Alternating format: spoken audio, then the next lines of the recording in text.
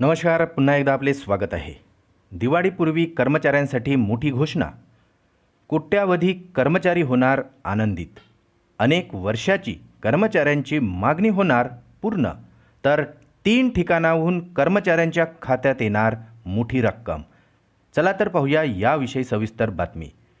त्यापूर्वी चॅनलला नवीन असाल तर सबस्क्राईब करायला विसरू नका आणि नवनवीन अपडेट मिळविण्यासाठी बेल आयकॉनला प्रेस करायलाही विसरू नका. ही अत्यंत आनंदाची बातमी आपल्या सहकारी मित्रांना शेअर करून व्हिडिओला लाईक करायलाही विसरू नका.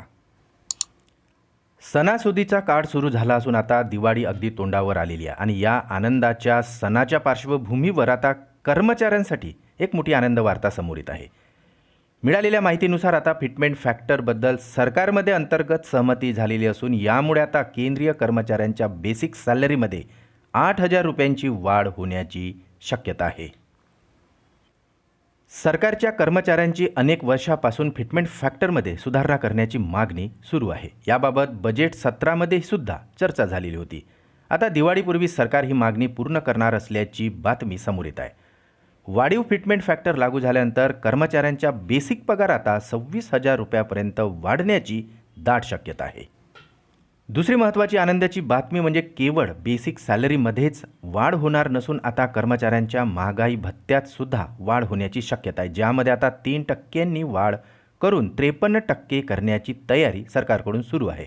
याबाबत आता लवकरच सरकार घोषणा करू शकते. वाढीव DA आणि फिटमेंट फॅक्टरचे परिणाम आता दिवाळीपूर्वीच कर्मचाऱ्यांच्या खात्यात जमा होण्याची शक्यता आहे, ज्यामुळे आता कर्मचाऱ्यांसाठी हा सण अधिक आनंददायी ठरणार आहे. EPFOचे 6 कोटीहून अधिक खातेदारांना दिवाळीपूर्वी आणखी एक आनंद वार्ता मिळणार आहे. 2023-24 साठीच्या PF इंटरेस्ट रेटची रक्कम त्यांच्या खात्यात आता ट्रान्स्फर करण्याचे संकेत मिळाले आहे. दिवाळीच्या तोंडावर PFचा व्याजाचा पैसा आता कर्मचाऱ्यांच्या खात्यात जमा होऊ शकतो. यामुळे आता कर्मचाऱ्यांना 3 वेगवेगळ्या ठिकाणाहून म्हणजे बेसिक पगार, DA आणि PFचा पैसा मिळण्याची शक्यता आहे, ज्यामुळे आता त्यांचा आर्थिक फायदा दिसून येणार आहे.